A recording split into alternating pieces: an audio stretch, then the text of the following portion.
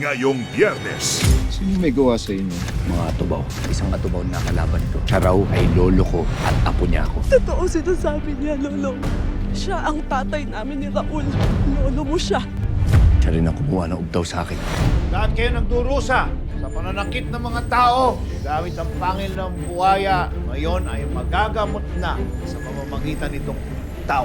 Nasa atin na ang ubtaw. Panahon na para bawiin natin kung ano ang para sa atin. Panahon na ng paniningil. Mararanasan na rin nila ang tigas ng kamao ko. Patay kong patay, Manong. Nagboluntaryo ako para bantayan ka dun sa awarding ng Bayaning Guro. Halika, dadaling ko kayo sa lamisan. Sir, wala nang bastusan. Ano? Ikaw lang ang bayani? Kaya namin kahit wala ka.